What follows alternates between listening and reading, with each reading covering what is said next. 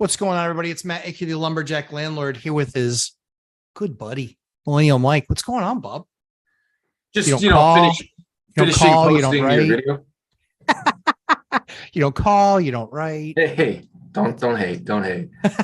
You and I were both just commenting on the fact that you're working multiple jobs and I'm working multiple jobs. It's not like I'm Dion or Zuber who has multiple naps in a day they have to get to, Most exciting the most exciting thing for Zuber is when one of those dogs poops outside, Just kidding. He's an extremely hardworking guy, but they don't have full-time jobs like us. Stop. They're not hardworking. Zub has a property manager. He manages a spreadsheet, and Dion does the same. So, yes, they are doing it the lazier way. Yes. And that's fine. It's fine. We all do it differently. That's fine. But you can't convince me that it's hard work managing a spreadsheet. I can't. No. No, sir. I just got a call about, that's why I was down looking at my phone, is I got a call from my guy saying, hey, I just ripped electrical service off of a house with the truck. Nice. And then I said, dude, there's no way we have a standard box truck. There's no way a standard box truck rips a line off. So I said, so he calls PD, calls FD, and just says, or actually calls 911, and then they put him to the fire department. They bring in the cops, and then they're asking us for our insurance. And I was like, I don't think I need to give you insurance because we didn't create the actual accident. The guy before us did. And he actually the problem is the guy did the right thing and he went to the fire department. He did the wrong thing because he didn't stay there at the scene of the accident, making sure that nobody else hit that low hanging wire. Right. Like if he had been standing there saying, hey, I knocked the wire off this house, don't go this way. We wouldn't have gone that way and hit the wire. Exactly. And so I don't know, what's your opinion? You're a cop. You show up to traffic accidents all the time.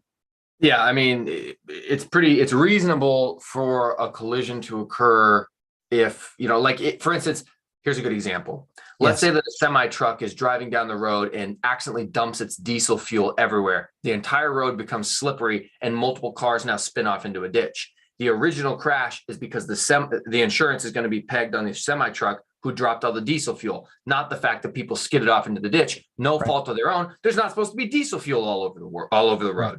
So then everything would fall back on that commercial motor vehicles insurance. Sure. Yep. Should be. Yeah. And that's why I told him, I was like, you can call our agent, but this is not on us. This is 100% on the fact that this guy was traveling on he was taking a back road with an 18-wheeler with something on top of his truck. That's smart. Like residential wire, dude. Like, come on. Not smart. So yeah. And the fact that it's a commercial motor vehicle, I mean, yeah, it's going to be on that. And he is not going to go down without a fight because that's his job and his company's safety rating. I don't know if you know how that works, but commercial motor vehicles, they can get like $60,000, $70,000 tickets. The people who write tickets to them that write these obscene tickets because they can just cause so much more death and destruction if there's problems. Safety scores for the company, safety scores and safety ratings for the drivers. Think points for your license, but on crack or steroids. Like it's just, they're very concerned with not having anything negative come back. So they will fight it, but at the end of the day, they hit it, they drop the wire. The insurance attorneys are going to litigate that, but it should come out in your favor, in my opinion, based on what I've seen in court for these types of things. Yeah. I mean, certainly isn't us. Like the only reason we were able to even touch that wire was because he clipped it first and he dropped it, So anyway, long story short, but yeah. So one of the things I wanted to talk about today, and I think that you and I, because we are hands-on managers, and we do price our rents to market. And so we're not under market. The binder strategy is fantastic for rental continuity as far as like keeping tenants in there and having them stay. But so often, right, we have more turnover than other people because we are actually at market rents or higher. In many cases, we just redo a project, we just redo a rehab. Well, the market price is meant for a place that is average for the area and hasn't been touched. We're putting brand new units into the market. Everything's been redone. Everything's brandy new. And so you can get more than market rent. So reasonable. But one of the things that we see very often when that legacy tenant, when that inherited tenant is leaving, one of the things that we see very often is they don't really care. They don't really care. They don't really clean. They don't really do anything. So Right. what I wanted to kind of give folks some hope about as a landlord, right? And also explain to tenants why you're not getting your security deposit back. You're not getting it back because you're a dope and you left the place the way you left the place. Now, if you went through and any of my places before people move in, they're professionally cleaned. I don't expect that all other landlords get their places professionally cleaned before tenants move in, but generally it's clean, right? And something's been noted, typically. A lot of times when you're inheriting that tenant, it's got to be based on the condition of the place when I bought it. So I bought this building 2 years ago. The tenant has basically been a complete deadbeat. They needed 3 different programs to help pay their rent. And then when all those programs and resources ran out, they still had no money and they still couldn't pay the rent. So that's fine. I had him do some work for me to cover March, April, and May's rent. And he does the work for me. And the work was all right. It wasn't spectacular, but it was okay. And, then it gets to May and I'm like, or June. And I'm like, hey, where's June's rent? And he's like, I don't have it. He goes, do you have any more work for me? I go, no, I am not. You're not working for me to work off rent. That's not how this is going to go, especially at what we're renting that unit for. That unit's heavily, heavily discounted. That's why I was able to buy the building for what I bought it for, because the rents were garbage. The rents were horrible. They were so unbelievably low. So what I wanted to do, and I think I can probably do this, is if I give you control, I believe that I can actually let you show, and this is all on my Instagram, but I'll have Mike show it. So I'll make him host. So Mike, you are host now. But Mike should be able to basically show, and we can go right through the pictures. There you go. There you go. And that's the story, right? I always like to post the information and the conversation I had with the tenant, because I want it to give the next landlord, and quite frankly, even the next tenant, an idea of why we are where we are. And so where are we? Well, here's the conversation. Me, are you out yet? He told me he was going to be out. He's told me 10 times in the last 6 weeks he'd be out. 10 times. And he hasn't paid any rent. And I didn't serve him because I don't want him to get an eviction on his record. That's not what I want for him. So then it's, just a few more things. He's been telling me that for a month. And I said, okay, fine. I already filed the paperwork because last week he still wasn't making any progress. I said, so the sheriff should be there soon. His answer back, why would you do that? Because you're not moving. You're not getting anything done. You're appreciably making no progress whatsoever. And then I said, again, me, you haven't paid rent since May. You told me 10 times you were almost done. I have heard all the stories and excuses. I've tried to work with you and it got me nowhere. So now, sheriff, it's my option. That's my only option at this point. You're not doing anything. You're not getting anything done. Then literally 2 hours later, he texts my property guy, my maintenance guy, and he goes, hey, keys are on the counter. Unit's all yours. Wow.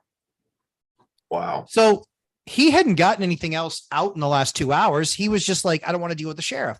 Good. You should have done the right thing and gotten out when you said you were going to get out, but you didn't, because you're a pinhead.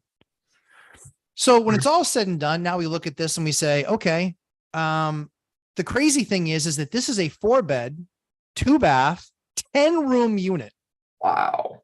This place, and Mike, scroll through the pictures. The place is huge. Yeah, huge and disgusting. Huge. Well, yeah, filled with trash. Wow. Jeez. Holy smokes. Yeah. Good Lord. Now, tell me you have mental health issues without telling me you have mental health issues. Place is huge. Wow. Yeah, that is, it's gorgeous too. Yeah. So this is going to be a great place for somebody. But again, Section 8 will pay me $1,000 a month more than what he was paying me. Tell me how I'm a greedy landlord. Yeah. I did everything I could to help this guy stay in this unit, and he just wasn't willing to do the work. So I get it. At the end of the day, I have to walk. It only makes sense to walk. That's pretty funny. Wow, you should do a YouTube live on this. Nicely done. Put that one up there. So, I mean, this is the guy as you can imagine, I can't imagine that he would ever consider expecting his deposit back. But dumpster, I need a 20-yard dumpster. Yeah, that's just, I mean, he left you a lot. And people would be surprised, this stuff, a lot of times the dumps and they charge by weight. And when you have They do charge by large weight. furniture like this, this is going to be expensive to get rid of some of this stuff. Yeah. I mean, the washer and dryer, they were the units anyway. Right. But the bed and the bureau, like all of that Dresser. stuff, Yeah. it's going to be expensive to get rid of all of that. And That's a worse nice yet thing. is it's guys I got to pay labor. Right. I got to pay them labor and then they got to get rid of that stuff. So anyway, that's the newest project that we'll be doing because we finally got the unit back. But again, $1,600 a month, 4-bed, kind of 5-bed, but 4-bed, 2-bath, 10-room unit. And this is what we're looking at. Like the place is. So anyway, it's discouraging from that perspective, but why are you not getting your deposit back?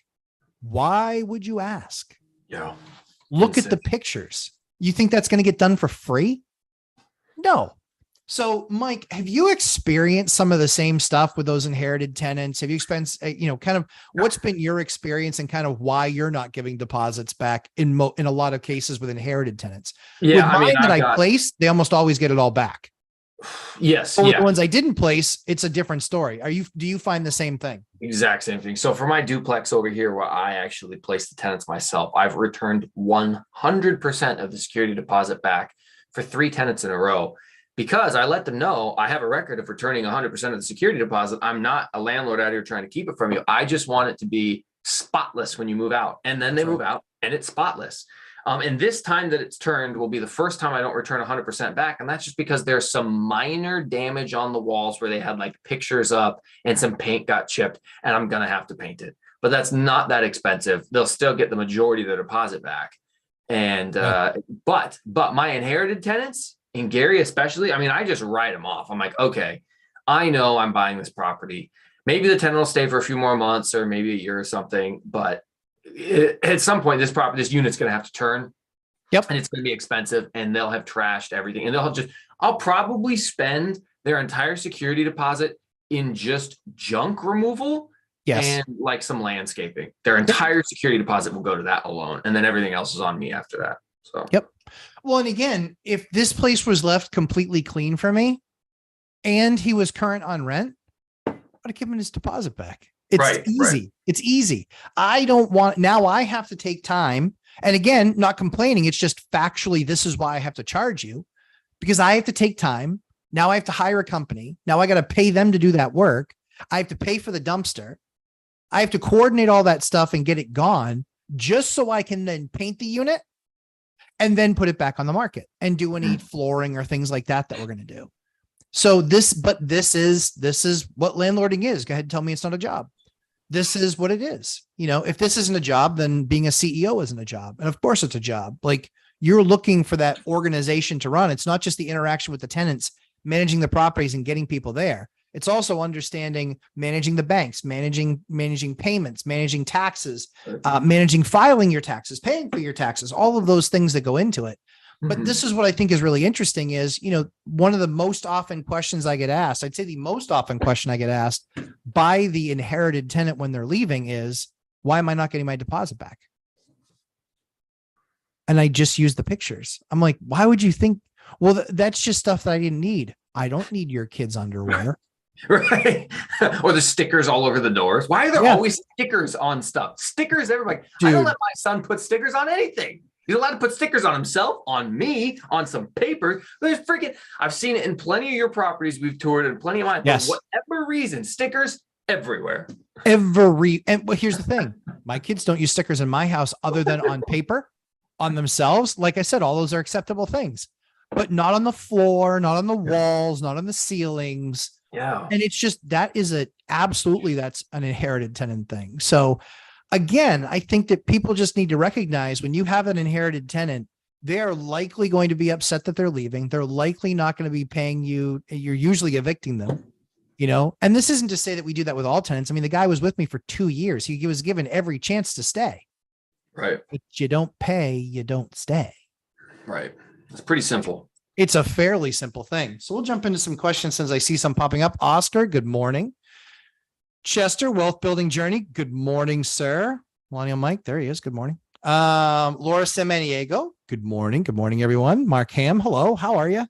Do you take pictures before and after? So we do take pictures before and after, but with inherited tenants, that's the challenge. My before is usually the home inspection. That's usually when we're getting our first set of pics. Because very few landlords take before pictures, very few, and slumlords certainly don't. Yeah. And tenants and landlords that don't understand how to properly raise rents, them too. They're not taking pictures. So what are you left with? I'm usually left with what the inspection report says. I actually use an inspection report to defeat a lawsuit. I got sued because the guy said that I left the place unsafe. It didn't have smoke detectors in it. I then showed that in my inspection that I had 3 smoke detectors in the unit and that he had taken them down. Suck it.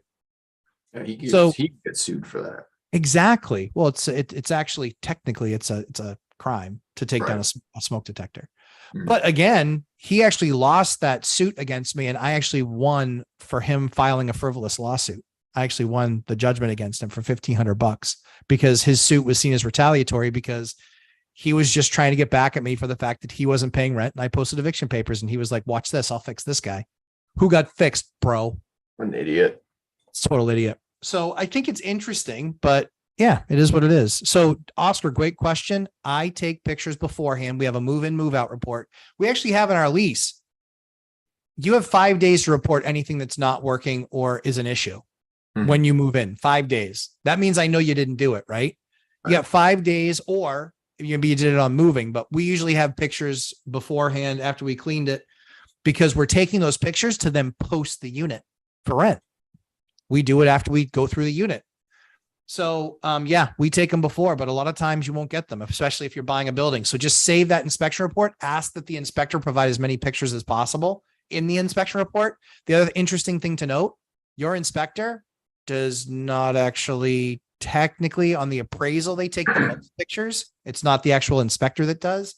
And that appraiser doesn't technically work for you. So they need a release from the bank to give you those pictures. No joke. If you want those, because I needed to go get that release. I needed to go get that appraiser to then release them to me. And I had to go through a couple of sets of paperwork and blah, blah, blah, blah, blah. And I did, and I got it back, and that was good. But that actually was what won me my case, because I had pictures when I bought the building that they were still there and that tenant was pre-existing me. So he lost. And now his debt will go to collections because he didn't want to play nice. Foolish. So what, you've got your rehab project happening. The one we've got a couple right now.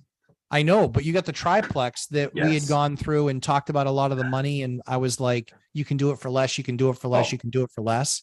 Way less. And now you were like originally budgeting like what, 40 or 50? It was 40. And I think I haven't checked. I'm somewhere in the 20s right now. I'm almost done. Dude, that's awesome. Yeah. You're almost done paying everybody? No, I'm almost done. Like the work. So the problem we had, and I don't know if you've had this problem, but I had a couple people look into it. So it's a triplex. It was not individually metered for electric. Yep, I wanted to update everything, the electric, get it all up to code for Section 8. We had to put in a whole bunch of GFCIs. We talked about that. Because outlets weren't grounded. Put in GFCIs. We had to do some new wiring for some of the light fixtures, and then add meter packs. Well, meter packs, what I've been told at least, is that they're on back order nationwide for a year. Yes, you basically have to get lucky and find somebody that has some stock there, but most of that's been gone through. What you can do is you can actually find used meter packs. Okay. So what ended up happening is my electrician's going back and forth trying to get a meeting with a city inspector to get some alternative approved, which of course, anytime you try to get the government to do anything quickly or efficiently, you're guaranteed not going to have that happen. So he finally got it approved, an alternative way to meter these things. And I don't know the technical way that it's being done, but he got a plan approved that he can now move forward with. So he'd done the wiring on the inside, but he couldn't get the meter pack issue resolved. But he finally did. And he's going to get that finished now. But we probably kicked that issue around for 2 months. and just a huge pain because we couldn't get the city to meet with him. Anyways, that's going to get resolved and finished. And then once that's done, I converted all the gas stoves to electric stoves because of it, because the city of Gary, and this probably is happening elsewhere, but a lot of the power companies which do power and gas are trying to create policies to move away from gas stoves and make everything electric. So we just went with that anyways, because running additional gas lines to individually meter for gas, it was easier to just say, nope, all gas is now gone from this triplex with the exception of the boiler and the water heater, which I will pay for in the common area. Yep. And they are all on electric, which is individually metered to them. And that's the plan. They're on electric heat. No, they're on electric stoves. Stoves. Gotcha. Nope. The absolutely. Heat will still be a boiler. Yep. Nope. So I don't love gas stoves. I don't. We will usually swap it over to electric. And the reason that we'll do that is because gas stoves, you can have an accent. Somebody can leave it slightly on where it's not got a flame and you can end up with gas in the unit. Yeah. Not interested in that approach. I love electric stoves. And largely speaking, you can get a better quality electric stove than you can a gas stove for less money. And who knows if the great giveaway and takeaway administration is going to actually take away our ability to get a gas stove. Right. Who knows? Right. Yeah. But yeah. And often too, when you're looking at sizing, when you're talking to like the gas company, one of the things that they'll often say is, how many appliances do you have running off of this line? And so if you have heat and hot water, and then you start adding appliances like stove and dryer and things like that, money starts to get out of hand, or the amount of the amount of PSI in that line, the amount of gas delivery that they need there. Right. Then they can come to you and say, hey, actually the line that you have for that building is inadequate. You need to put in a new line because you have too many items on the line. So that's the other reason that I actually love when I find gas stoves, I take them, I put them on electric, because now I never have to worry that they're going to make me expand the line. I certainly don't want to add gas stoves because it's much less expensive to just add the one line for electric. And then you have an electric stove. And if you look at any store, they might have 5 gas options and they have 40 non-gas options, 40 electric options. Right. So it will reduce your costs. If you're picking a nicer electric stove, it'll reduce your costs. Mike, I got to take this call, and I know you got one coming up. So sure. Topic du jour for you, my friend. I'll keep them entertained. So hopefully Matt mutes himself, because this is the part of the video where we all talk trash about Matt. We make fun of him for never fixing his hair, things like that. No, I'm just kidding. But a lot of people have been asking me about my updates on my triplex. So I closed on this thing the end of March, and it's now mid-July, and we're about 4 months in. This thing was a total rehab. And I know that a lot of folks, and I hope you guys leave some questions down there, at least like the video for Matt, because he really works hard to make sure that he provides good content for you guys. And we were joking around before we turned the video on, or maybe we did turn the video on. We're making fun of Dion and Mike for being too busy to be here when they're retired and do nothing. But whatever, that's fine. Us, the couple of hardworking dudes with like 3 or 4 full-time jobs, it's no big deal. We're here for you. So the triplex that I'm doing, I've seen a lot of people ask in the comment section of Matt's videos, of my videos, of videos about the BRRRR strategy or doing construction, how do you make sure you don't make any mistakes? How do you make sure that you're getting the best prices? How do you make sure that you're putting in the right materials?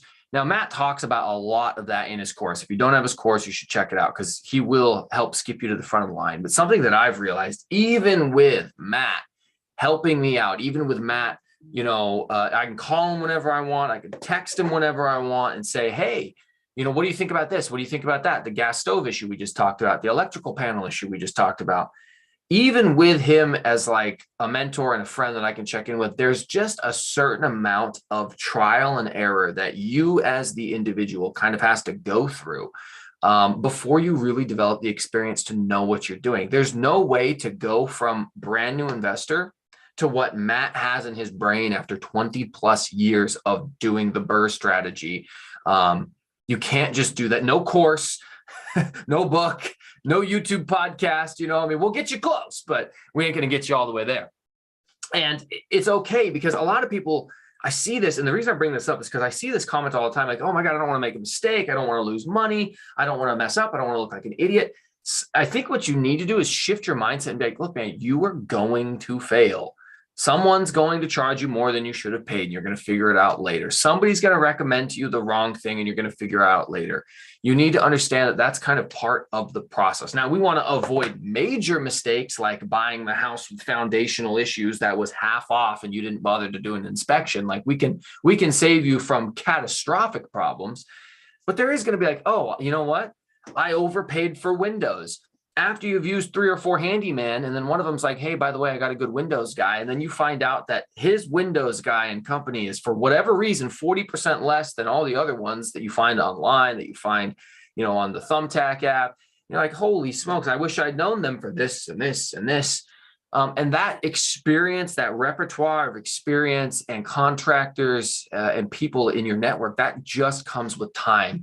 And time is one of the most powerful things in real estate. Not only does time defeat everything in terms of appreciation, rent appreciation, but as you move through time and you gain more experiences, you just get better. And it's very hard to shortcut that. Hold on, I think I'm getting a text. Oh yeah, getting a text from Marina, who's watching. She told me to remind everybody, I have scheduled another trip out to Gary, Indiana. So if anybody is in the Gary, Indiana area, or the Lake County, Northwest Indiana, or Chicago area, just so you know, I will be back in Indiana for 3 days. We are having a formal real estate meetup at a cigar lounge, open to everybody. It's going to be August 20th, 21st, and 22nd is the days that I'm going to be there. And then our meetup is going to be the 20th, which is a Sunday night, because I'm flying in on a Sunday morning. So Sunday night, like 6 or 7 p.m., we're doing a meetup at a cigar lounge. If you're not following me on Instagram, you should be, because I will post all the details about that there. So if you are interested in Gary and you want to be there, please do. I will probably try to find a way to live stream it. There's going to be a few different speakers, networking event for real estate investing in Northwest Indiana, doing that with my buddy Angelo, who's my real estate agent. So that's going to be a lot of fun.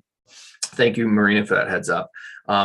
Yeah. And of course, for those of you who also don't know, Dion is visiting Matt the week before that. And they're trying to get me to come out, but the week before that's my girlfriend's birthday. So I might be a little bit busy. But Dion is going to be, I hope I didn't just spoil it. I think everybody knows about that, right? If not, pretend you never heard a thing. But Dion's visiting Matt like 10 days earlier. So hopefully that wasn't a secret that I just spoiled. Anyways, yeah. So what do you guys want to talk about? Let me see if we got any questions coming in here. You should be leaving questions here, because Matt, his experience is invaluable. Like, people are asking about the BRRRR strategy. It looks like he's about to jump back on. People are asking about the BRRRR strategy, and we should probably talk about whether or not you can still do that in 2023, because I've noticed some bad advice. You back? Yeah, I'm back. Oh my God, dude, people were just laying into you. I couldn't even believe it. They deleted their comments, but it was yeah. No, I would see defended you, don't worry. protected. Nice. What was it called for? So that was my guy. So the truck, instead of stopping where he ripped the line down, he did at least sort of did the right thing. He drove to the fire department. The problem is he was an overloaded 18-wheeler with a load on top of his 18-wheeler. Right. And so he ripped that line. We came through, we ripped it basically off the house, but obviously the line was, 6 feet or 8 feet lower than it should have been, because he clipped it first. Mm-hmm. So the cop on site was just like, it's really not your issue. He goes, it was, they wouldn't have been low if it weren't for you guys. But now the conversation begins with the insurance department, the insurance company. Right. So he's actually going to the fire department to take pictures of the big truck that went before us, to kind of show, hey, this is the truck that was there. This is our truck. Clearly we had nothing to do with the line. So that's the long story short. But anyway, it is a police officer who's doing the collision report. Yes. Yeah. Some squared away police officer will be able to figure that out. And if he doesn't, you just ask his supervisor. If it's a new guy, he might be confused, but someone who does about 250 collisions a year, including collisions with power poles and power lines and all this type of stuff. Yeah. Whoever broke it first is responsible for the damage down the line. Yeah. Because they broke it first. So. Exactly. Yeah. So my guy was just like, I'm not sure what to do. And I was like, you're doing it exactly right. You stopped to make sure nobody else created a problem. You called 911. They put you in contact. They got the fire department out there so they could see what the damage was. But again, none of this was you. I was like, and if they call, I mean, again, it was 100% on that guy. So that's something that they're going to have to take care of and fix. I was like, I don't care what happened afterwards. He ripped it down. So it was low enough for our truck to go through it. Mhm. It's a residential area. I don't know what an 18 wheeler with a load on top is doing driving through a residential area. Yeah, seriously, like lost in the sauce. Just GPS told me to go this way, bro. This like rule number one. I can't, man. I get this all the time from drivers. Well, the GPS said it's a one-way street. You're going the wrong way. Look at the signs, bro. Yes, you are getting a ticket for this crash. You're the wrong direct. My GPS, I don't care. It's a freaking smartphone, but you're a dumb person. Well, Like, does GPS tell you what height clearance the road is? No, it doesn't. And it's their job to know that. And like Absolutely. they have a height clearance sign on every residential street like they do on freeways and highways because they're expecting that type of traffic. It's on you to look ahead and say, I think those low hanging wires might be a little too low for the 15-foot load I got on top of. Exactly. Michael Diaz, what lock have you been using in your rental properties recently? Pros and cons, if possible. What are you using now, Mike? The same one you are, which actually I need to buy because I'm turning this into an Airbnb. I forget what the name of the brand The was. I got it at Defiance. Marina's house. I think the Defiance. Yeah.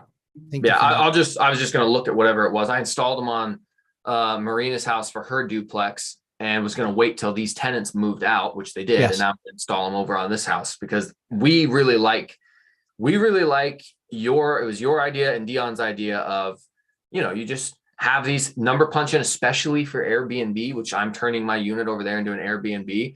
I don't want to leave a key box, just do done. Yep. The only thing that you have to do, and it would never run out this fast. The only thing that you have to do is you make sure you have it on 2 doors. Number 1. And number 2 is when any of them ever blink red, you just change the batteries then. Right. That's it. And you know what? In all likelihood, it's going to be at least a couple of years. Right. Like they don't go away. So Mike Diaz, they're Defiant. They are a keypad. And if you find they have a special bundle package where you can also get a handle. Don't do the handle with the key on it because people they will naturally lock the key on the inside. They'll do the little turn thing. Then you need a key to get back in. They'll lock out anyway. So only if it's what's called a vanity knob, i.e. it's completely non-functional. It turns back and forth, but it doesn't lock. So an unlockable handle is what you actually want to look at. But yeah, those are fantastic. Hi, Beth Traverso. Congratulations on your most recent sale. I think I saw it. Yep. Snohomish County. Yeah. No. Yeah. Snohomish County is what I saw. Yeah. I saw the one that she just sold. Congratulations on your new sale in this ever crashing market. Yeah. Right. Michelle Meyer hating the players now, guys. Yeah, maybe probably a little bit. JMYC. Good morning. Hit the like button, everybody. Thank you, Chester. Mark Ham, are you just doing the triplex remodel? Or do you have another project going on as well? I have 3 projects going on. So I had 2 tenants move out simultaneously. One of them I was sad to see go. And I was a little surprised they were going. They've been there for a number of years, but so it was a wife, her mother, and the deadbeat husband. Wife worked, husband was a bum, and mother didn't work because she was old and sick. So they had some Social Security money from mom. And then the wife worked, and then the mom passed away, and so they just couldn't afford it anymore. But I mean, I don't know where they're going to go because I was renting it to them. I'd inherited them, and I was renting it to them for $750. Oh, I'll have to get back to you, Matt. I got to take the call from. Yeah, do your thing. Do your call. All good. By the way, I changed my username. It's the old Mad76. Oh, hey, Michael. Good to have you. I remember Mad76. Always appreciate your feedback, and thank you for letting me know that. So the old Defiance with the combos, they're fantastic. Mark, let's see. Experience comes from trial and error. Yep. Be humble and stay in growth learning mode. Yeah. I mean, I still learn for sure. I still learn. I learn something probably every day. What we've learned the most in the last 2 years was just about tenants and eviction. That's what we learned the most about because we had a lot of those because of the emergency rental assistance program. We had a lot of that stuff. And so that was one of the biggest challenges for us. But yeah, Fatty JZ, acquired my second Gary property. Congratulations. Any recommendations for a realtor in Northwest Indiana? I've been using Zillow and Realtor for deals. Yeah, when Mike jumps back on, we'll have him give you some feedback there. Wandering Doc. Hey, what's going on? Good to see you, sir. Financial firefighter. We had a tourist drive into the marina because the GPS said so. Yeah, that sounds right. That sounds right. Hi, there's water here. Kind of like the Michael and Dwight moment, yeah, crazy. TBS 24. Do I need to replace the door frame if I need to install fire doors? Can get very reasonable fire doors, but they're not pre-hung. Have to, no, should, yes. That's my view of it. And here's why. Depending on the frame, depending on the construct, depending on how good your guy is at doing it, if it's an exact match and it fits right into the frame and it's just a matter of putting the hinge on that door, then okay. The challenge is it's usually not. Sometimes it is, but rarely is it. So you could order a slab. You could try it, but there is a high chance that it's not going to fit exactly as it should. So for me, when I have to upgrade to fire doors, I just swap out the door. I get like a Therma-Tru or something like that. They're reasonably priced. You can get them pre-hung and a decent style for under $500 at a big box store. If it's a standard 32 or 36 inch. Let me know how that treats you. Mike, how'd that go? It was good. Yeah, I was just, if you don't have a Home Depot Pro account, you should get one because they're very nice, especially if you're trying to do stuff at a distance or if like you're just too busy. My 100%. Contractors just go down there, they get everything that they need, they ring it up, the receipt goes right to my Home Depot Pro account. They call me for credit card authorization. They even could text you for it, but for whatever reason, they have a problem getting me signed up for the text version. Yeah. They call, you approve it, the receipt goes right to your email, and then I just screenshot it and throw it in my receipt folder, which is what I was doing. Did you see they also have a feature where you can put a PO number on there? Oh, like a job number? Yeah. Yes. Yeah. And I do. It's, I put the address of the house first. That's what I do too. It's exactly what and that's an awesome hack because that means that when I got to go through and figure out where something was, and it might be a week or two later, easy peasy lemon squeezy. It actually means I don't have to do it. It means Ashley has to do it. So thank you, Home Depot, for that amazing feature. Because before you couldn't get it unless you had it on a Home Depot card. Right. And I used their card for like a few months and I was like, this card sucks. I mean, you get no perks, you get no bonuses, you get all the same stuff with other cards, except you get much better perks. So thank God they did that. Mike, you were my question. Yeah. You were asked the question about, let me just find it here. 3 projects. Yeah. 3 projects. Go. So I have 2 people who moved out at the same time, just pure coincidence. One of them was the tenant that I had got with my original turnkey property that I bought my first rental property in Gary. And this tenant has been a headache. They've just been a pain in the neck. Now, I've gotten the amount of rent I was supposed to get at the end of the year, by the end of the year, every time. They pay late. They always pay the late fee. They just, for whatever reason, they've never been able to figure out how to pay on time. We had to get them on COVID assistance, but that was a hassle. They needed their handheld. Then when COVID assistance ended, then they didn't pay for 2 more months. We went through an eviction process. Then they got on another assistance program. It was just one of these. I've never lost money on them because, like I said, by the end of the year, I've gotten all the money I'm supposed to be paid. So that's why they're still here. Now they're moving out of their own volition. Good for them. And they left the place. Well, my property manager was like, oh, there's about $6,000 worth of work to be done in there. And I was like, okay, I'm going to send my guy over there and we'll see what it is. Tony goes over there and he's like, yeah, we got about $2,100 worth of work. Like that sounds like a much better number to me. So Tony's going to get everything done for me at a much better price. And he's actually at Home Depot. That's who called me right now. So that's one minor unit turn that I have to get done. And then I had a larger remodel. This is one of the ones that I bought seller financed. And one of the things that people who do seller finance deals do, they're typically seller financing it for 2 reasons.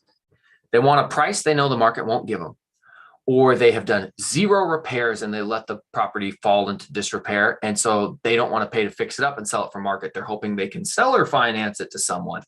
And so I bought a property that I knew was going to need some substantial repairs whenever the tenant moved out. And that's been 3 years since I bought that property. So lucky for me. But I did $18,000 worth of work on it. Now, I bought the property for $34,000 years ago. And once it's all done, it'll be worth closer to 80 or 90, like most of my other single family houses. So it's a win-win-win for me. It was rented for $750. And now when I'm done with this $18,000 worth of work, which it's completed and I paid it off, it will rent for $1,250. So that's a real win for me too. That's an increase of $500 a month in rent. And it only cost me 18 grand. So that'll pay for itself. I can't do the math that quickly. What, that pays for itself in 9 months, I think. Yeah, like 9 months. Yeah. And so that's it. That's an easy win for me right there. And then my triplex is still being worked on, but nearing completion. And that will be the crown jewel of my portfolio. It'll be just cash flow king. I love cash flow kings. Yeah. They're my favorite. G Lover with the G Lover. Hello, everyone. Do you know how much it typically costs to build a 2-car garage if a cement slab exists? So that is a fantastic question. It is geographically independent. Here's an example. Derek, the ADU guy, he did a short where he was talking about drywall. And I think he said it was $1.50 a sheet installed, mudded and taped, or $1.50 a square foot. So that means a 4x8 sheet is, $32. So call it $48 or something like that. Or maybe it was $1. I think it was $1 a square foot. So it was $32, including the price of materials, labor and everything. Not in my area. In my area, you're looking at more like $100 a sheet installed, mud and taped. You're looking at more like $100 a sheet, maybe a little bit more. So wherever he is or wherever I am, I'm 3 times the price for install of sheetrock than he is. That's how crazy it is. So that's the first thing. And so the challenging thing with what you want to look at is you want to look at a couple things. You want to look at what's called a lift of lumber in Chicago. Yeah. So Mike, you would know better than I would. Well, G Lover and I are buddies, except not anymore, because yesterday I posted a picture of me at the gym and he sent me a message on Instagram saying, that's all you're lifting. So I'm not helping him. This it's on you. If you're going to call me out like that, we ain't friends no more, bro. So what I would tell you, you got to look at what's called a lift of lumber. And if you're building it in 2x6, which is obviously preferred instead of 2x4, but you look at what a lift of lumber is. There's inexpensive ways to build the roof system, but there's also like truss systems. There's a bunch of other things that you can do. Depends on if you want to put a room on top or not put a room on top. Do you want to bring water to it? Do you want to bring electricity to it? Those are all the things that really range. You could be talking about a build if you're just looking at lumber, lumber and then finished shell. Again, is it T111 siding or is it going to be vinyl siding? Are you doing a triple tab shingle because you're not really caring and you're trying to match a house? Or are you doing, certaintied 30-year architectural shingles or 40-year architectural shingles? Or are you doing a metal roof? It's impossible to say because you could spend as little as $25,000 on that place. 20 to $25,000. You could spend as much as $125,000. So that's what you could be. Oh dear heavens. Yeah. I mean, if it was me, I would maybe watch the ADU guys channel because he has done some build an ADU from scratch, build a garage, and then build the ADU over the garage from scratch. And so he may have a good idea, although he is located in like the West Coast area. He does stuff in Idaho, California, Oregon a lot. But in terms of building from the ground up, G Lover, I know that you're friends with my friend Dominic, who owns like 70 single family houses in that area. I don't know if Dominic's ever built a garage from scratch, but he may have a good idea for you as to what it might cost or who to call to talk to get a good price, because Dominic is the man when it comes to finding people in that area with good pricing. So that's probably where I would start. And then he followed it up, Matt. He says, is sheetrock needed in a garage just for storage? You don't need it. Nope. You don't need sheetrock in a garage. Usually, I mean, again, that's why the price varies so much. I was talking about Derek on his ADU and just, basically the price of sheetrock, my area versus his, mine's 3x his. And so you could find the same thing for framers. You could find the same thing for a lot of different things. Tile in warm climates is much less expensive than tile in the Northeast. If you're doing tile in the Northeast, between tile, material, install, you could be looking at anywhere between 16 and $20 a square foot If you do that same job in Las Vegas, it's $6 or $7 a square foot. Wow. And it's because there's a ton of tile guys there. And that's what everybody does for floors there to keep everything cool. So when it's all said and done, that's why it's so tough to do that, because you don't even have like square footage. What was the size of the slab? Are we talking about a 30 by 30 structure, a 24 by 40 structure? It's impossible to say. So the most important thing you can do is likely you're going to need to have plans approved by the town. You're going to have to get approved plans. You're going to have architecturally stamped plans. So once you work with an architect, which is a few $1,000s, and you get the garage designed, unless you're getting like a pre-built one just dropped off to that size of slab, you can do that too.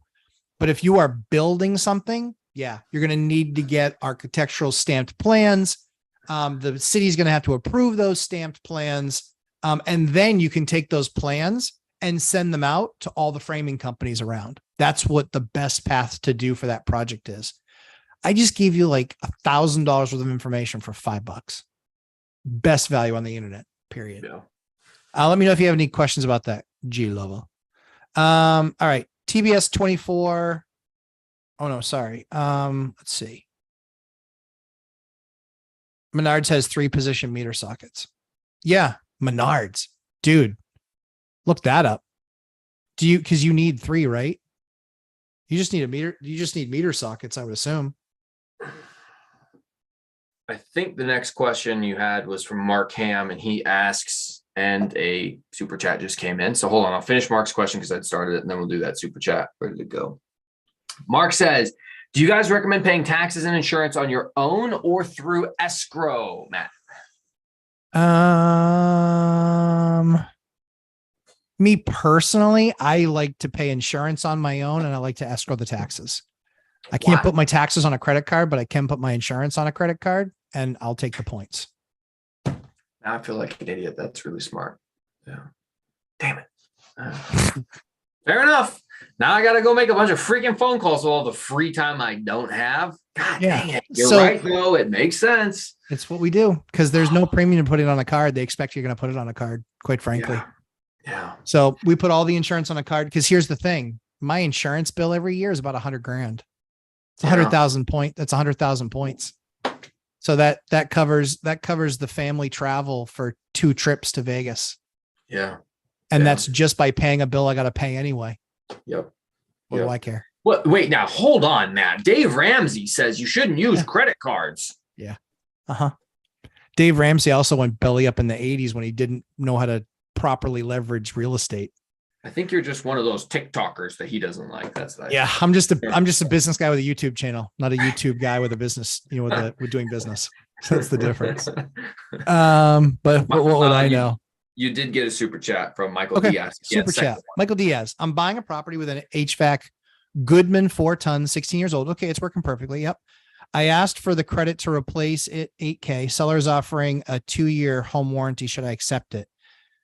What did the report say? So I've seen some of those that literally last 25 years. Do you want to bank on that, or 30 years? Do you want to bank on that? No. It's not something you want to bank on. The thing that you want to look at is the health of the system. So the seller is offering a 2-year home warranty. I would look at that and understand what the cost of that is. Quite frankly, I wouldn't be as interested in that 2-year home warranty as I would be in what does that warranty cost, and taking that couple $1,000 or $1,500 and putting that in a fund towards replacing that system. That's what my preference would be. The reason for that is it a gamble? Yep, it is. Flat out, it's a gamble. So you have to decide, are you in a gambling mood? And what I mean by that is you're gambling that it's going to last at least 2 years. The problem is I've worked with those home warranty companies.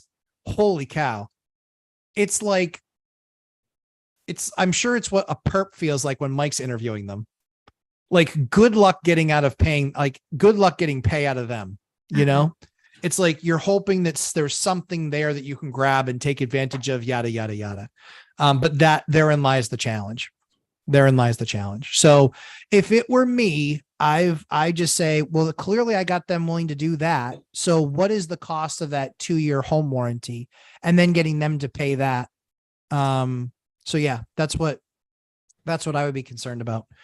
Let's see. Let me just go back up here. The next question we had was Mike Diaz saying good morning before his super chats. And then Fatty Jays says, just acquired my second Gary property. Any recommendations for a realtor in Northwest Indiana? That was the one I wanted to get back to you on. Yes. Yeah. So I'm going to share the screen because I'll just show my realtor real quick. Go for it. So this is the guy that I've been using. He's fantastic, understands seller financing, understands what investors are looking for specifically in Northwest Indiana. Does a lot of work to find off-market deals. Most of the off-market deals, especially ones that offer seller financing, are because they are distressed properties, and there's a lot of bad deals. But every now and then you get a good one. And so his name is Angelo. His mom did not name him the housing vet, but he's a Marine. He's a veteran. I bought the triplex with him. I've had a few friends who've done deals with him. He does a really good job. So if you're on Instagram, you can message me and I can send you his contact info, or his first name is Angelo, second name Pedroza, as you see right there. And he does also work after we did our first deal together.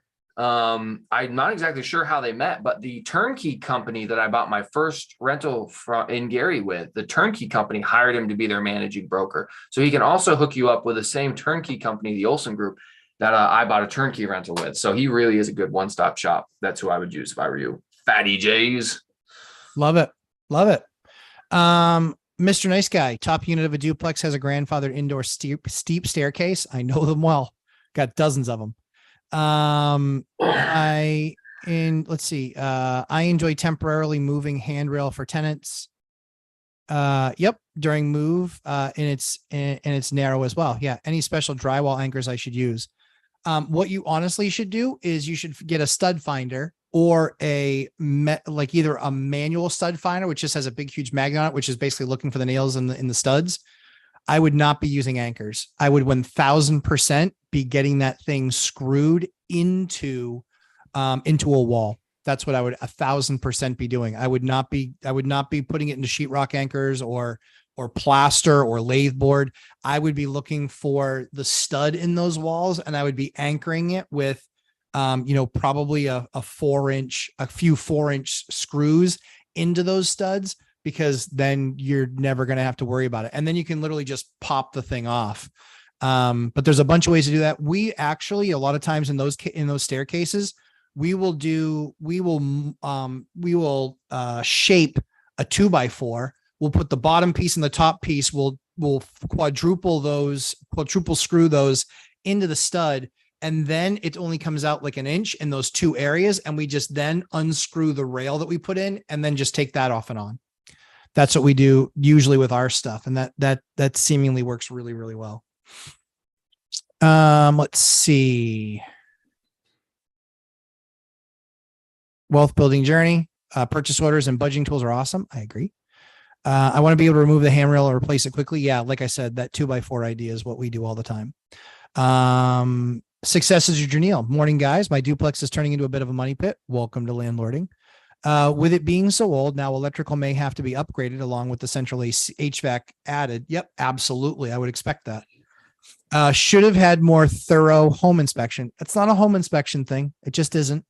A home inspector is not going to sit there and say, well, if you're prospectively thinking about adding HVAC to your house, you're going to need a bigger panel because you don't have enough spaces in your panel, because the service is only 60 amp service. Fill in the blank, fill in the blank, fill in the blank. You know who does think of that? You know who does talk about that, Mike?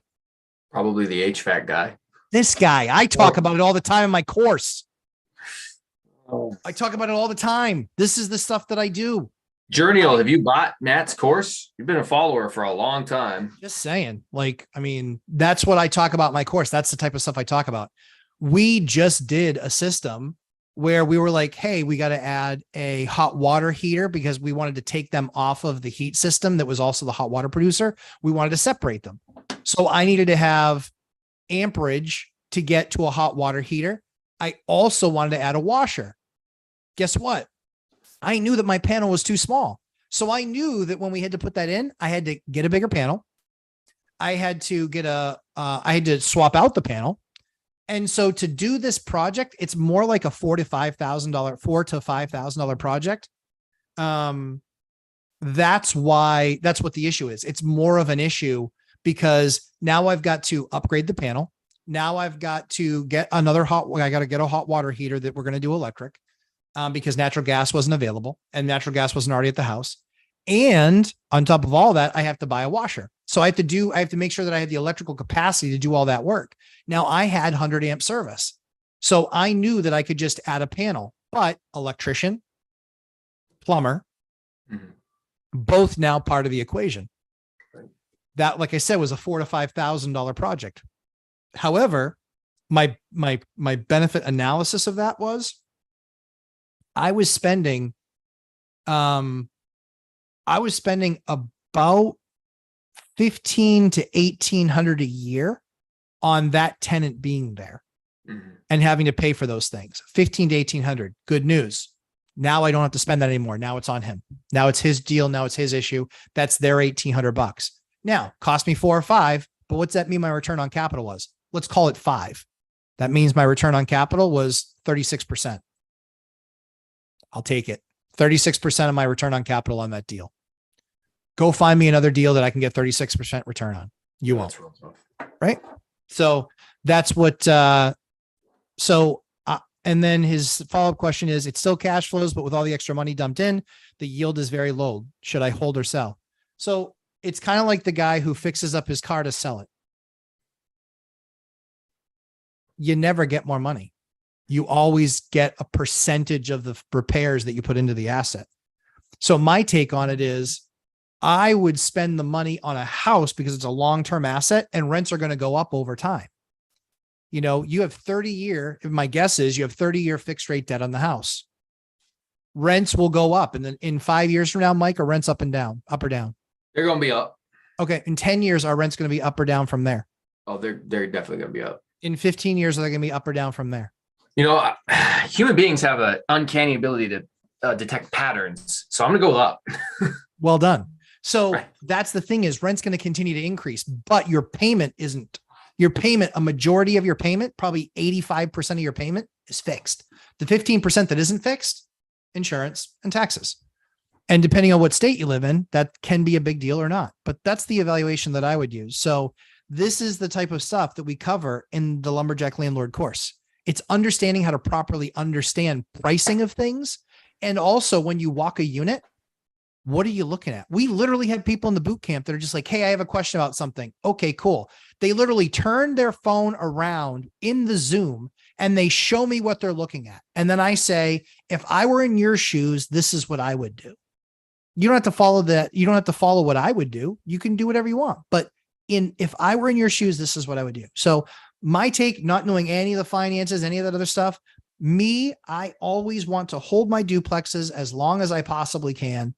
And get the depreciation and get the increased rents, because single family houses, especially if those are unaffordable in your market, which they are in many markets, duplex is the next best thing. And it will become a bigger and bigger trend. People house hacking. That's going to become a bigger and bigger trend, and that drastically increases the value of that asset when there aren't a ton of duplexes around, because for decades, they haven't really been built and certainly haven't been built on scale. So that's my thought. Anything to add to that, Mike? I would not sell it. Journeyal, I know that it's frustrating. I know you ran all your numbers. It looked pretty in a spreadsheet. And then it comes down to reality. And reality is, what's that quote from the Avengers movie? Reality is disappointing. But now it can be whatever I want it to be. I don't know. I'm quoting Thanos or something like that. But it's frustrating that it's not playing out exactly how you want it. But Matt's right. Time is undefeated. Time conquers all. Over time, the value of the house will go up. And in Journey, you're in California. So over time, value of the house go up. There's a good chance that, over some point, if we're going to look at 15 years worth of rent appreciation, we know that's going to go up. If we look at what's going to happen to interest rates over the next 15 years, there's probably a chance for you to refinance with a slightly better rate in a 15-year time frame. That will help cash flow. We know that appreciation is going to occur over a 15-year time frame. So it may not be as nice as you'd wanted it day one, but instead of looking at the money that you put into that HVAC and the money that you put into upgrading the electrical as a negative expense towards your house, look at that as that was the cost of learning a lesson. You spent that money to learn to never do this again. And so now moving forward, you have these experiences, is what I talked about earlier. Matt was on the phone. Moving forward, let's say it cost you $15,000 to get the electrical and HVAC. Well, you just paid $15,000 for the experience to learn to never do that again. And those experiences do have costs with them. You're going to do it in a course. You're going to do it in real life. That's just part of the game. Yeah, I mean, that's honestly why I wanted to make, there is no problem around the house that you can avoid for less than $1,000. That literally, if something like X goes wrong, it's going to be over $1,000. Or you buy my course and you jump in front of it and you get, literally, that's why I did the course the way I did it. There's a million courses out there on how to buy real estate. There are very few out there, and certainly even fewer really great ones where you get an operator that has over 100 units that's been doing it for 20 years that's seen pretty much everything. Not everything, but pretty much everything. I just got a picture of the vehicle that went before us. I cannot believe that guy was carrying that load. I'm going to send it to you just so you can see it. Don't share it, but I want to send it to you. All right. Because it's Mikey. This is nuts. This is nuts. I sent it to you and Dion. So I just sent it. Let's see. Leo Kiros. I invest in Akron, Ohio, 100-year-old house with a bathroom on the second floor. Yep. Tenant is 400 pounds. When she sits in the shower tub, water leaks into the ceiling below. Shower enclosure kit won't fix up the stairs. True story. Won't fit up the stairs. Yeah. You probably have bigger issues, in all honesty, Layla. You probably have bigger issues.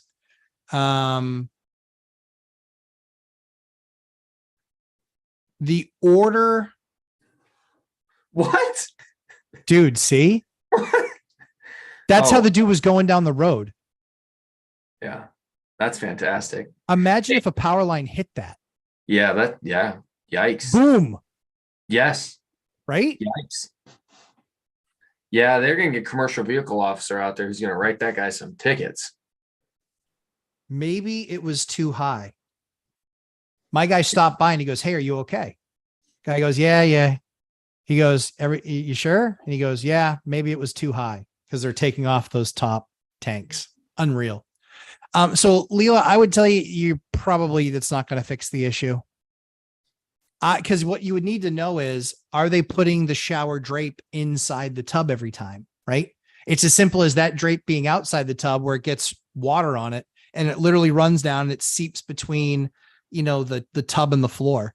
What you need to do is from underneath, if it were me, from underneath, I would be cutting a hole in that ceiling to see and test where the water is coming from. Is it coming from splashing up against a curtain that's outside the tub? Is it coming from, the surround area? I would want to know firsthand exactly where that stuff is going, or where it's coming from. Yeah, I don't know that it's not just a simple housekeeping issue of having a tub drape inside the tub. Seen it before. Mike, any thoughts on that?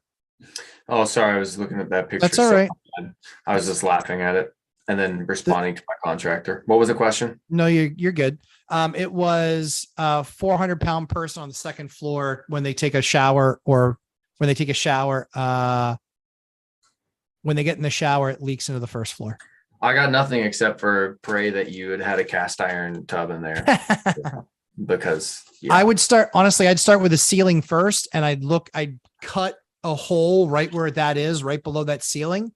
And then I would take like a wand and I would splash it against the corners of the inside of the tub. You want to see if your pitch of the tub, maybe your tub is pitched out because that floor underneath it got a little bit punky and soft. And so now with their weight, when they step on it, it just has to tilt a little bit, just 1 degree. And the water's going to run off that edge and go right down to the edge of the tub where it sits on the floor. And it could be punky there. You could be looking at an expense there, but I would start with a hole in the ceiling, to see exactly where, and then have somebody spraying water upstairs to see what made it wet. That's what I would absolutely be doing. That could save you $5,000. It could also let you know and confirm that you need to spend $5,000. And they also make tub surrounds, sour enclosure kits. They make them that come in pieces. So you don't have to buy the entire all in one piece. Number one. Number two, you don't have to buy it just the bottom and the top piece.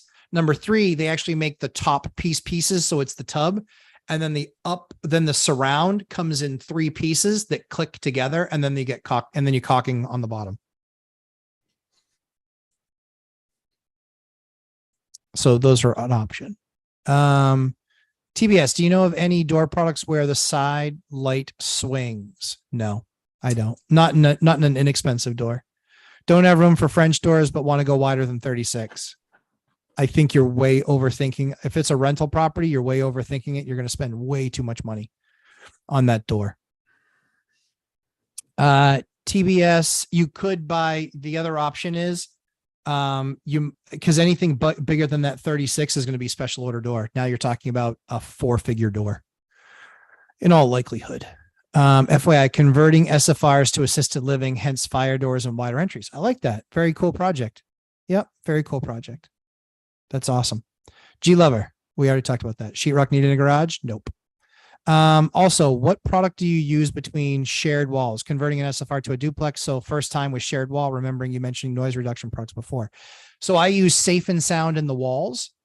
I use then 3 mil plastic over the Safe and Sound, which is a product made by Rockwool. And then I use a product called Quiet Rock on the walls, which is a 1-inch thick piece of sheetrock that has a rubber membrane in the middle that will drastically reduce any sound attenuation. And the other thing that you can do that's also really cool, sometimes I'll reframe the wall. And what you can do is you can reframe the wall and you put in a stud every 8 inches and you stagger them. So number 1 goes here, number 2 goes here, but these are 8 inches apart, not 16. So it's 8 inches, 8 inches, 8 inches, and then just continuing that trend. So you can stagger them. And then that's where a lot of your vibration comes. So when we've had the space, we've just extended that and we've added basically a second wall of studs. And when you stagger them every 8 inches, that allows you to still put the Safe and Sound in. But what it does is sound travels through the vibration. And so you can do that staggering thing and it will actually drastically reduce your sound as well. I feel like we're going rapid fire, but that's okay. Yeah, people got a lot of good questions today for a lot for remodeling. I feel like this is like a Lumberjack consulting hour. Yeah. So that's all right. What YouTube pays me is well worth it. I don't mind. This is why we're here, guys. Financial firefighter. I like paying for insurance separately. If you have to have it escrowed, a lot of times you don't pay attention to what your renewal policy rate will be. That's very true. And then also for the points. Yeah, the points thing is huge, but the renewal policy thing for us in the Northeast, it hasn't really been a thing before. But I've been doing it for years and this year's rates were absolutely higher. They were absolutely higher. Hold on 1 second. Just want to touch base. Say the power sending email, verification. TBS 24 says, take the credits and apply to the closing costs. The home warranty is useless, which seems to be the common theme that most people are talking about. Home warranties are largely useless. Yeah. They scare me because you spend your entire time fighting to get them to cover something that should have just been like, hey, you need to cover this. But basically they sell you the dream and then try and collect, It's not very easy. TBS 24, take credits and apply to closing costs. Home warranty is useless. Yeah. Home warranty, I think, is useless. Get them to, you can get them to buy down the rate. That's where I would be using any discount is to get people to buy down the rate. And even if you have to soak up a little bit more in there, I want as low a rate as possible without getting ridiculous. So yeah. Let's see. Dividend Dave, we can start now. Thank heavens. Dividend Dave's a stud finder. Well, you found me. Duh. G Lover, Mike, how do your pecs feel? How do your pecs feel, Mike? Good. Yeah. Yeah. I pushed decently hard yesterday, so they're a little smoked. They'll be all right. That's good. You'll be okay. Wealth building journey, dividend Dave. You're not first today. Yeah. Walking into a dad joke in 3, 2, 1. Exactly. Did you miss my stun finder pun? Exactly. Rob's here. Ta-da. Good to have you, Rob, as always. Wealth building journey grown. Michael, home warranty is garbage. Maybe find other solutions to get credit up. Yeah. I would be taking them buying down points if they're going to spend money on that home warranty. Here's the other thing too. They could be finding a super cheap home warranty. And the reason that they're doing that, because the cost of the cheap warranty is like, hey, this addresses the need. Let's see if this works. And it doesn't. Yeah. Those home warranties, largely speaking, are garbage. Kim Bishop. Hi guys. Love a good session with y'all. We're happy to have you. Lumberjack. I'll be in NH in August. Can I take you and your wife to dinner, breakfast, coffee? Kim Bishop, you can direct message me.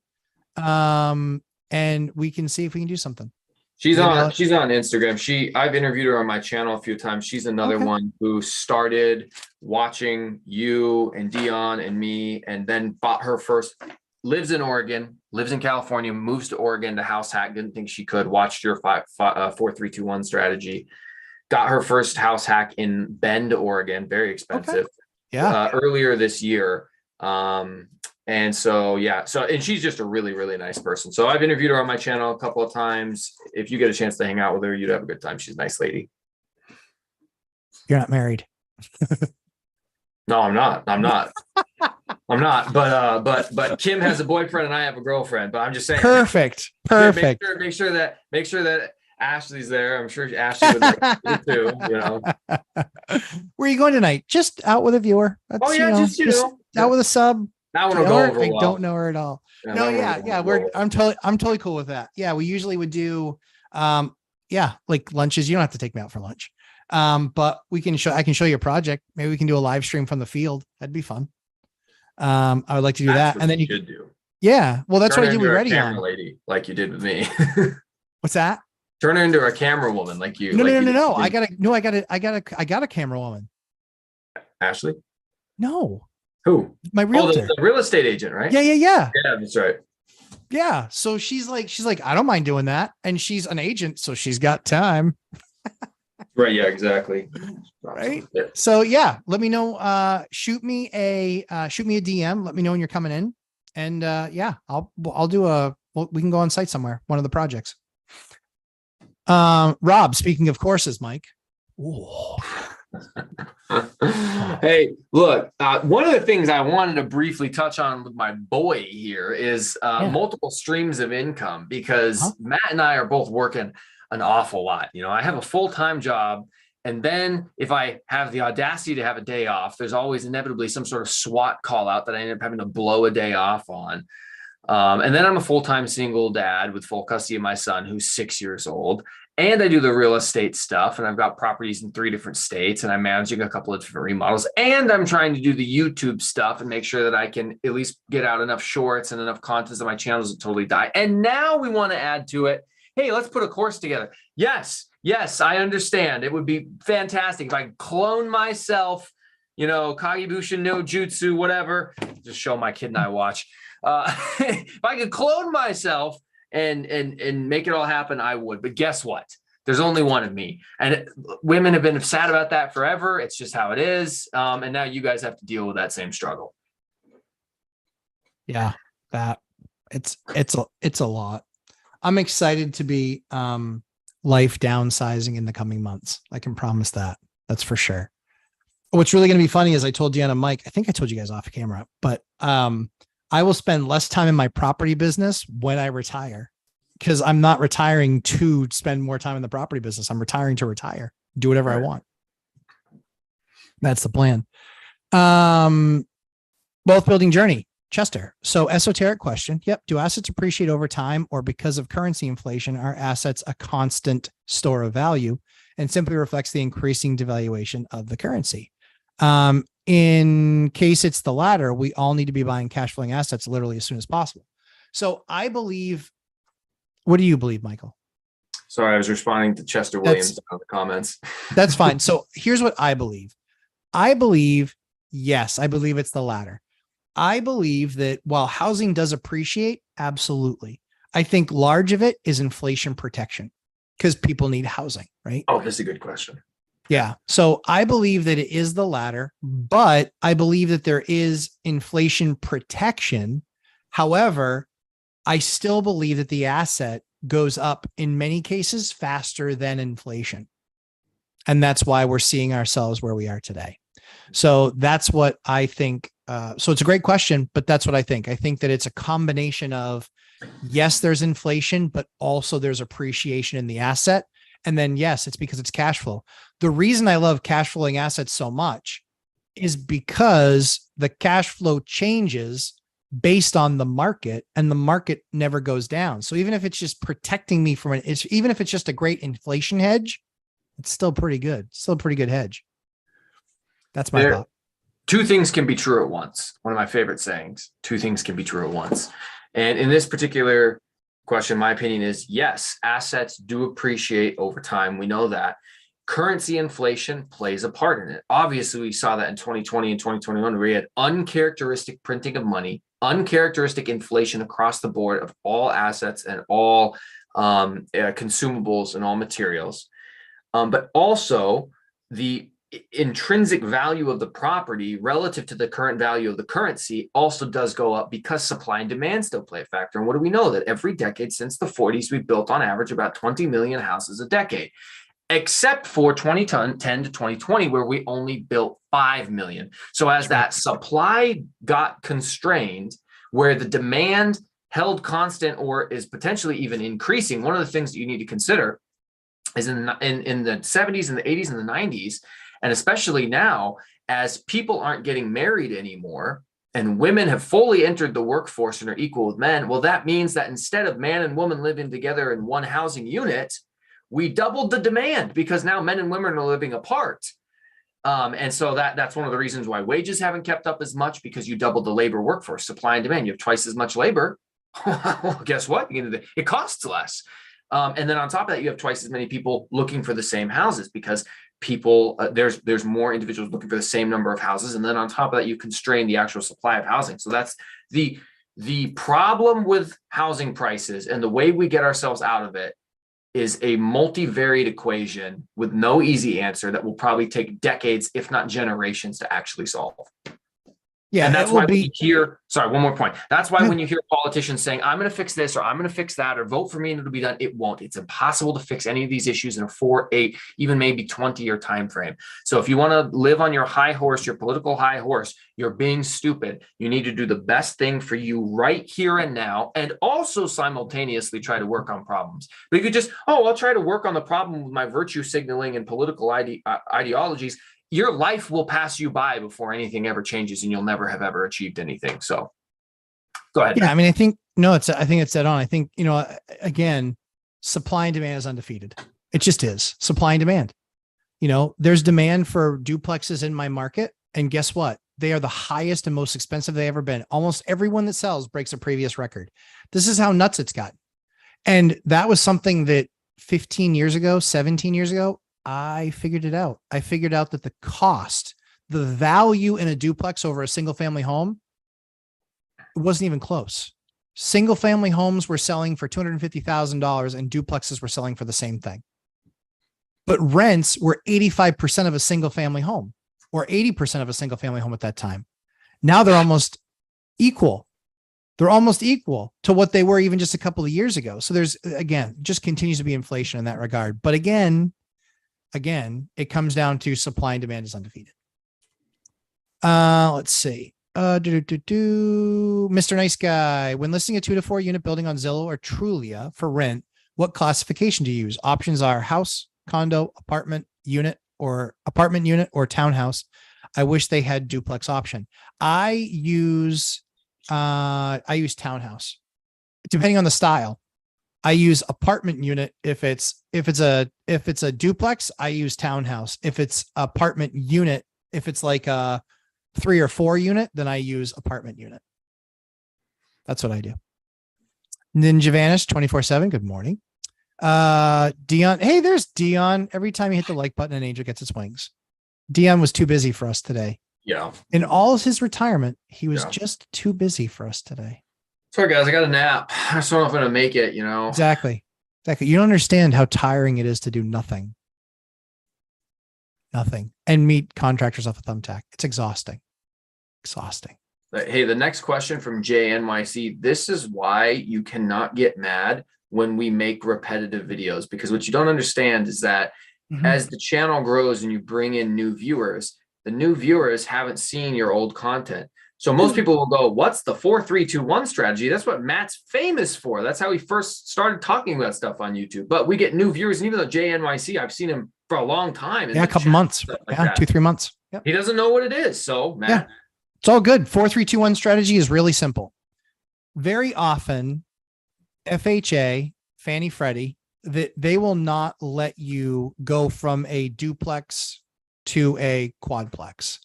So what I did when I was able to start using that type of funding, i.e. 3.5% down with FHA, 0% down with VA, 0% down on agricultural. There's a lot of options for financing out there. Now, the conventional, sometimes it's 5, very often it's 10, sometimes it's 5. But if you're coming to the table, I actually help somebody with a FHA loan, 3.5% down, $8,814. He bought a quadplex. We were able to negotiate the deal, get the number a little bit higher, get him a credit for closing, the whole 9 yards. He was $8,814 out of pocket to buy a triplex. He lives there for free, and he makes $800 a month on the building. It's unbelievable. So the 4-3-2-1 strategy is simple. It is a house hacking strategy where you buy a fourplex, you live in the unit for 1 year, you make some repairs to the building, and then you can refi out, or you can leave your FHA loan behind and make the next one a conventional. But very often it's the cost or creating the capital needed to buy a property. The challenging thing is putting all that capital together. Well, if you're looking at a $400,000, $500,000, $600,000 fourplex, you can buy that with $12,000. That's the least expensive option you're going to find, because you're going to get the lowest rate because it's an owner occupied unit.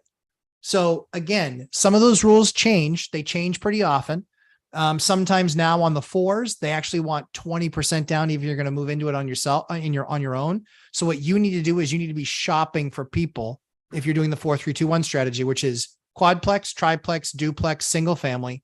And it's you house hacking those units as you're going through the process over about a 4 to 6 year period, or 4 to 8 year period.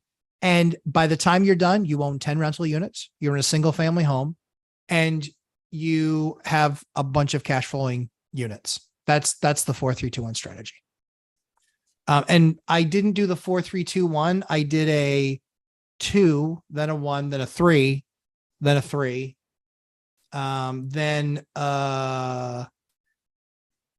And then I did duplex, mansion, duplex, house. First I did a humble house that I completely redid, and then mansion. Yes. Mansion's kind of bathroom is larger than my living room. The shower is larger than my living room. It's huge. It's large. That was one of the reasons we literally, Ashley said to me, she goes, so glad we bought this house. She's like, that shower is awesome. We literally had all the kids corralled in there, spraying them down because they were absolutely covered from head to toe. So yeah, it happens. Let's see, Mike, I know you got to get going to do some painting. But we'll hammer through the last few here. Sure. Let's see. Kim Bishop, let's do it. Live stream. Love it. I pay separately for my Laura Samaniego. Anna K, a live lucky day. Very happy to have you, Anna K. Laura Samaniego, I pay separately for my property insurance and taxes. I'll keep it in the money in my pocket. Yep. I'll also get a discount if I paid my taxes earlier. Yeah. And places that do that, it's absolutely worth doing. The wealth building journey, nitty gritty question. What types of exterior front doors do you prefer? Therma-Tru doors. They're a good quality door. They're less than $500 at big box stores, and you can buy them at lumberyards too, but it's a good quality door. And you can actually, you're not sacrificing style just to get an ugly fire door. Wealth building journey, bingo, probably 80-20 inflation, asset appreciation. Definitely agree. Thanks, Chester. I appreciate that. Anna K, I feel for yourself stretched out. Yep. I just retired from my side hustle business of 15 years. That's only one of your side hustles. I know. REI, Anna Kay, phenomenal student in the Lumberjack Landlord course, learned so much. I know she's going to crush it. The wealth building journey. Good point. Also, Mike, housing supply and demand also plays a factor. Absolutely. Rob thanks Mike for governor. Like to see that. Politicians. All they're after is votes. That's true. Wealth building journey. Yeah. Rob, I'm very mad about repetitive content given how much I pay for it. Oh, wait. Yeah, exactly. Exactly. Kim Bishop, how do you handle a super needy tenant? Ooh, my course. She's getting a killer deal on the place and it's a nice house. Every week getting a small request. How do you manage expectations appropriately? So in that particular case, you can just say, I'm happy to keep on addressing these items. Many of them are preference. Because of that, it does cost money to continue to do those things. So my concern is, after we look at how much money we spent on the house, we likely will need to raise rent. That is the one gentle way that I would do it. And then if it still persists, then I would just binder strategy her. And if you really just don't like her, then I just raise the rent. When I don't like a tenant, I just raise the rent. I don't even give them input. Because it's like, fine, stay, but you're going to pay based on what I need to manage the property. Kim Bishop. Dividend Dave. Got that exhaust fan taken care of for less than $250. There you go. Learn a bit by seeing if I could do it on my own, but I've been electrocuted enough in my life. Yeah, haven't we all? That's how I actually taught Ashley how to do outlet swaps. I was like, you're really good when you can do it without getting electrocuted. But I was working and the house didn't have many circuits. And so I was like, we can't shut off the circuit and me still work because I lose internet. And so she did them with the circuits on. And every once in a while I heard my wife is such an awesome team player.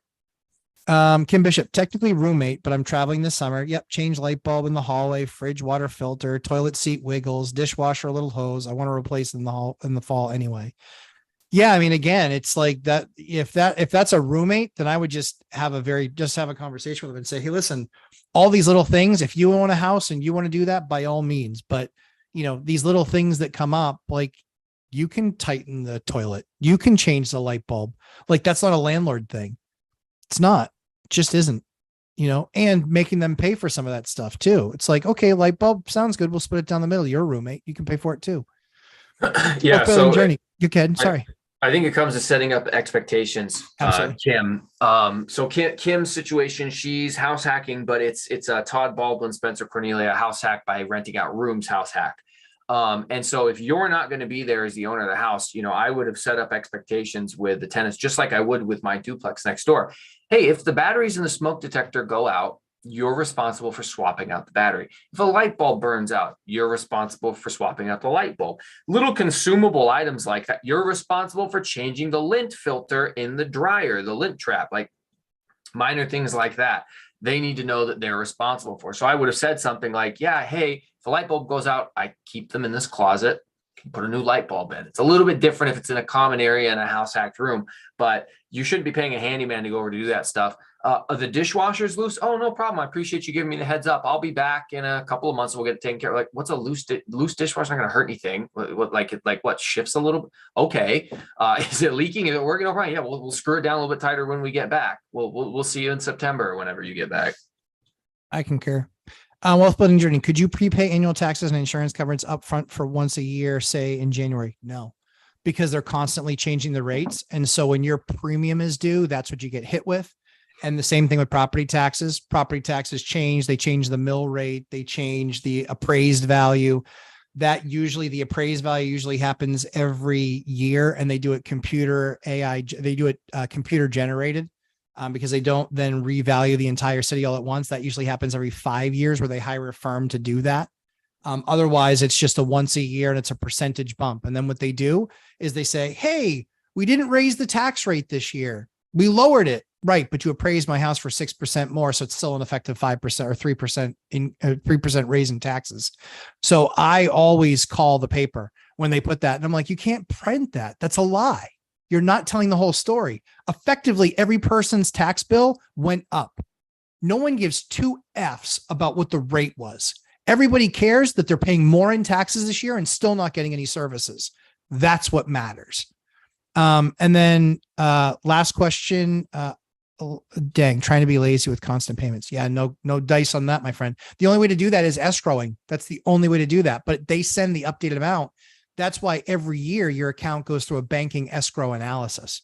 And then yeah, so that's what that is. And then Airbnb update, Mike, and that's the last question we'll take. What's the We're gonna leave them with a cliffhanger. I'm gonna be over there working on the Airbnb, and I'm gonna have my phone with me, and I'm gonna record a couple of videos. Dion's gonna come over and do a little bit of work with me, so we'll record some chats, some videos. And if you want to know where I stand with converting my house hack into an Airbnb house hack, you should probably check out my channel, Millennial Mike, and you'll find that info over there. You should be checking out his channel anyway. As I always say, we try and create great content for you. It was an action-packed hour. I felt like I answered like 65 consulting contractor questions, which I love. This is why I'm here. But it was great spending time with you guys. Mike, as always, great spending time with you. As I always say, we try and create great content for you. Please make sure you hit that like button on the way out, and you can check out Millennial Mike on his channel as well as on his Instagram. You can also check out his live streams, not for the last month or so because he's been crazy doing a ton of work. We took the Zuber time this morning because Zuber's off closing on a house. And Dion was in the middle of second nap or second breakfast. I think second breakfast is before second nap. But yeah, that's why we wanted to come hang out, and we had the block of time. So hopefully you guys have an absolutely fantastic week. Absolutely crush it. Live streams 11:30 a.m. Eastern time on Sundays for 90 minutes. And the course, the next boot camp we're trying to start this Saturday. I'm waiting for the results back from the support team so they can see that. And then hopefully we'll be doing that. We're starting this Saturday, but we'll keep you guys posted. Mike, I'll talk to you again soon, my friend. See you later. See you guys. All right, we're clear.